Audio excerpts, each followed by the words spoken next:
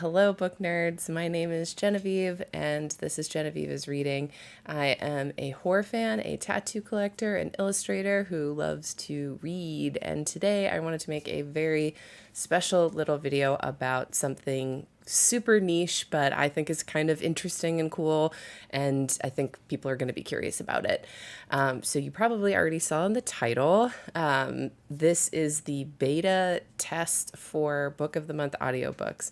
I have two accounts actually, and my first original OG account was the one that got invited. I don't know if that's because I had that account in good standing for almost 7 years or something now. I'm not sure why I got picked, but I got picked and I was really happy and excited to get picked. I didn't see anything about not being able to share my impressions, so I'm going to definitely do that, and I'm going to be totally honest about my experience with it and show screenshots, etc.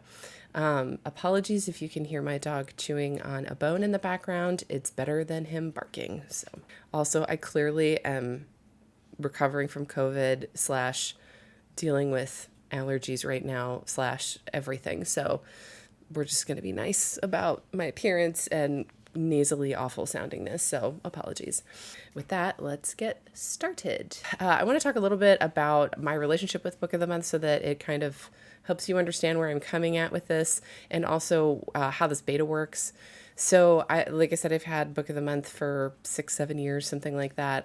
I have always really enjoyed it. I've rarely ever, I think on one account, on one of my boxes, I've only skipped it once. I love that it introduces me to books I would not read otherwise. And I love especially the debuts and the early releases. Like, those are always really cool. That being said, it is not perfect, right? Like, as much as I enjoy it, I wouldn't say that I'm like the biggest stan in the universe or something. But I think that for the value that it has, for the experience that I've had, I love getting that blue box every month. So I was really, really excited to get the beta email. When I opted in, I got the email, I think yesterday or the day before. And then this morning I got one that said, "Hey, we're ready for you to test it." And they were very clear that this is a beta. So what does that mean? It means that it's a new feature that is definitely going to have bugs, and they want people to test it, which I think is really cool. So that's what I did. And now I will move on with what my experience was like. My expectations going into this, so as I've said, I've been with Book of the Book for a minute, and whenever they try new stuff, there's always some sort of weird hitch.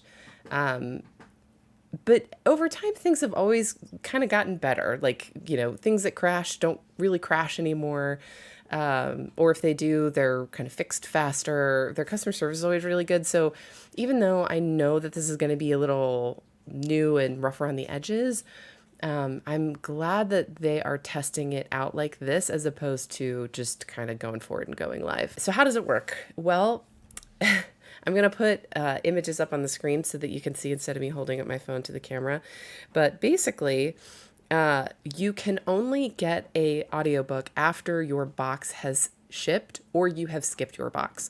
So at the beginning of the month, when, we're all excited when the books drop, you either need to pick your book of the month and fill up your box and ship it off to you, or skip your box. That was what it was explained to me in the email. After that, then, I think of this as like an additional add-on feature where you can go in and look for books that you want to listen to via audio. Not all of the books have an audiobook companion. So what you'll see when you flip through the app is that you'll see the books the way you normally would within the app. And this is only the app experience that I'm reviewing. I'm not reviewing the website. So the website is a totally different beast. I'm doing everything through the app because that's how I listen to it. So, but yeah, you'll go through and you'll see that there's a little headphones icon that's right next to the genre of the book. You'll see the book cover, and then you'll see the genre underneath, and then you'll see like a little headphone thing. So I was kind of surprised that there just weren't a lot of them. Yeah, I was surprised. I was like, wow, there really are not, there's just really not a lot being offered at the moment, especially not the newer books. So I'm reading all of the main picks again this year because I don't know, I'm absolutely out of my mind. and doing my big whole roundup at the end of the year. I was kind of hoping that for the July selection that there would be more audiobooks available for those choices, but instead only 2 out of the 5. So the 5 July selections were Tomorrow and Tomorrow and Tomorrow, You're Invited, Upgrade, Firstborn, and The Bodyguard.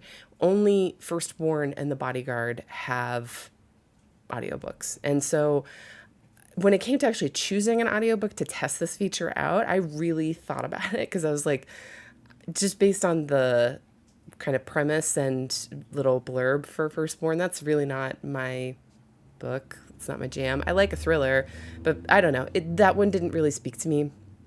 That is the one I wound up choosing because I either already have all of the other ones or I have them on hold at the library, or I couldn't get it because there wasn't, like, honestly, given my druthers, I would have gotten Tomorrow and Tomorrow and Tomorrow, but it didn't have an audiobook with it. So I got Firstborn, and yeah, so the interface is fine. I think, again, I think my biggest issue is that there's not like a big wide selection right now. Also, the fact that, like, so I went back and I looked at some of the other options, and books like The Seven Husbands of Evelyn Hugo has an audiobook. That book is really easy to get at this point, and it costs a credit to get this book. So that's not worth it, like, in my opinion. A monthly credit subscription is $16. You can easily get this book way cheaper, like on Libro FM, on Audible, like, just wait for a deal. Get it from the library. You can get it for freaking free, right? I think it might even be on Hoopla, right? So not worth $16. I personally have, I pay for a yearly subscription because it is cheaper.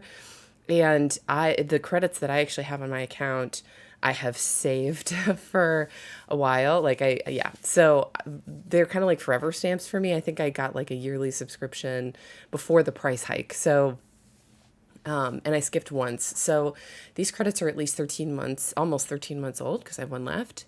And I only use one a month. And then I pay for my add-ons. So, I think I essentially paid like, what, $13, but still it's like, I don't know. So I wound up getting Firstborn because that was the only one that my library hold was super long and I couldn't find it on audio through any of my library cards. And I really wanted to get through it. And so I just said, screw it. Why not? I'll just go ahead and get Firstborn on audio, even though I'm probably not going to like it. And I was actually right about that. I don't like it, but that's a whole other review. So, I noticed though that when you go to a book, so for instance, when you go to Tomorrow and Tomorrow and Tomorrow, you can request the audiobook. There's a little button underneath the add to box button and it says request audiobook. And that's pretty cool. It basically says, hey, we don't have this yet. We don't have this title as an audiobook, but we'll let the publisher know that you would like to listen to it, which is pretty cool. So I did that like 7 million times. And it says, thanks for requesting this audiobook. We'll try our best to add it to the mix, which I think is a great feature. Like, that's a fantastic feature. So while the selection isn't great, you can request to have it be put on there. So I think that's a wonderful way of kind of asking your subscribers to let you know what it is you want. And I get why that they put like really popular books as audiobooks. Like, I get why Seven Husbands was like, oh yeah, a lot of people love that book. It's one of our most popular books. It's never been out of print. Like, they keep reprinting this and it's like, what, a 5-6-year-old book. That being said, I just don't think, I get that like owning the physical copy for $16 might be more attractive to people than maybe getting it on audio and having it within this app. I don't know why. That's just my feeling on it. I could be completely wrong because it's not like audiobooks don't cost a lot of money to produce. It's not like they shouldn't cost money, right? I just think, I don't know, for a credit. And that's on top of using your credit once a month to also get your other, but I don't know. I just feel weird about it. I don't know why it doesn't feel right. Comment below how you feel about that. Do you care about using a credit for, an extra book? Would you rather just pay outright for it? I kind of would rather just pay outright for it, or, do kind of how Audible does it, where it's like, oh, I paid for, a copy of this and then I can get it on audio at a discounted rate or something like that. It's just a thought. So like I said, I got Firstborn, and I noticed something when I was listening to the audio quality. I was very nervous that they would not let me listen to it quickly. I was very nervous about that. If I would have been forced to listen to this book on one speed, I would have lost my mind. I can't do that at this point. So the speed feature in the interface of the actual audiobook is fine. It's pretty basic. You can go up to 2x speed, so it's just like Scribd on mobile. There's chapters, and then there's also a sleep function. So the sleep timer, you can set that. And with the timer, you can set it for 15 minutes, 30 minutes, 1 hour, or 2 hours. Fine. There is no bookmark feature, and I really think there should be a bookmark feature, especially when the app crashes, which is the next thing that I'm going to get into. The app crashed multiple times while I was listening to this book. And that I just expected. I honestly was not remotely shocked when it happened. I just kept a really good eye on where I was in the book so that I knew, and thankfully with this book, it's like 50 chapters and they're all like 8 to 10 minutes long. So it's pretty easy to figure out where I was within it. But yeah, that's why I'd like a bookmark feature. I don't know, like, to intermittently just slap a little bookmark in there. A few things that I noticed with the crashing. I noticed crashing would happen when I had my phone in low battery mode. So if my phone was in low battery mode, for whatever reason, my phone would turn, like, the screen would dull down to save the battery. It would stop downloading the book, and I would have to tap to re-download, and it would start the download all the way from the beginning. That's not a crash. That's just it not downloading. So I had to turn off low battery mode and just have my phone on. And I actually have it set up so that when my phone is not on low battery mode, it only turns off when I manually turn it off. So it just sat there with the screen on for the 10-15 minutes it took to download. I don't even know if it was that long, but Then when I started playing the book, it crashed at least 3 times in the first 20 minutes to an hour of listening to it. And it would just stop playing, and I would go look, and I'd be like, oh, I could see where I was, but I noticed that it wasn't playing anymore. And when I tried to hit play, it would go all the way back to the beginning of the book, which was a bummer. So then I would have to go back to the chapter and then find the section that I was in. Again, I'm not this is in beta. That is what happens when things are in beta. I would assume that they can see that on their end or something. But yeah, it happened. Or they're going to survey us and ask us hey, what happened? So yeah, but honestly, I've been listening to it all day, this book, off and on. It was only, I think, 7 hours at 2 times speed, something like that, 6 to 7 hours. And I'm almost done with it. I have 33 minutes left. And the only reason I have that much time left is because I haven't been crazy about listening to it. I've stopped and watched YouTube videos and other stuff. Yeah. The other thing I noticed when I was listening is that when it's on 1x speed, it sounds great. The audio quality is wonderful. When you speed it up, it has this sort of weird digital noise to it. I don't know how to describe it. Maybe the proper phrase is an artifacting or something. It almost feels, I'm not used to it. When I usually use 2x speed on Audible or on Libro, it just is faster. Or even Hoopla or Libby, all of those, it's just faster. Here, I'll play some of it for you. That way you'll hear it. 9 of the 20 I've actually done. That leaves 11. I must visit the Met or the Museum of Modern Arts. Next is Top of the Rock. Can you hear that kind of it's almost like a little weird digital echo? I don't know how to describe it. So that's at 2x speed. This is at 1.5 speed.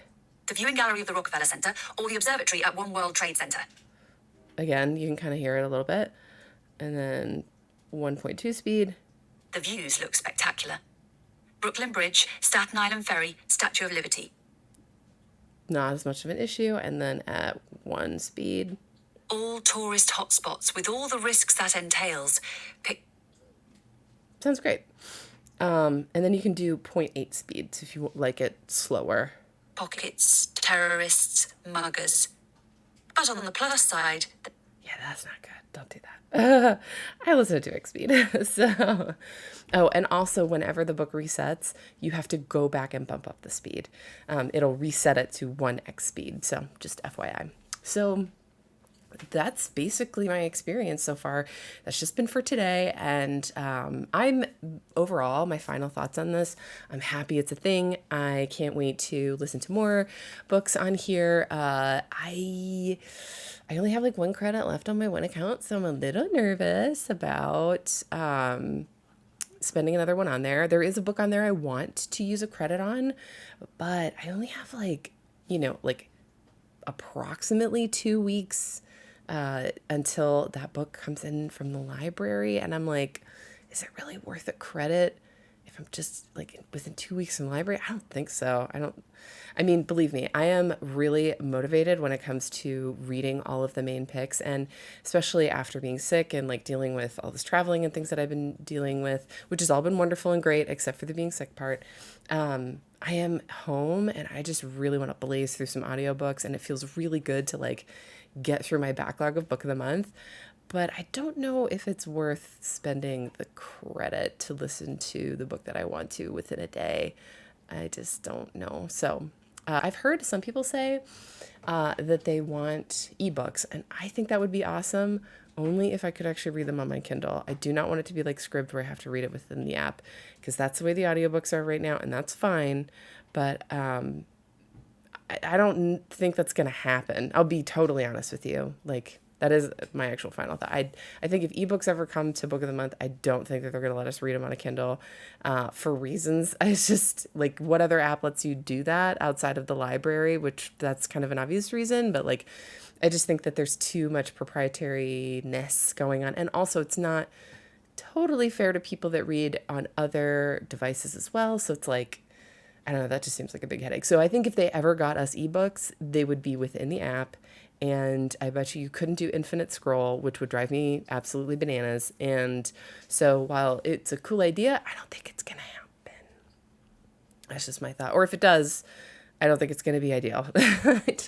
And I also think it's still going to cost a credit. And frankly, like, the credits at this point cost more than what a Kindle book or, Nook book or Apple, but whatever, an ebook on any of the other platforms would cost. So let me know what you think of everything that I've shared. And if you liked this, please, like, subscribe, share it with other people if they're curious about it. Yeah, yay, Book of the Month and audiobooks. And I will see you next time. Bye.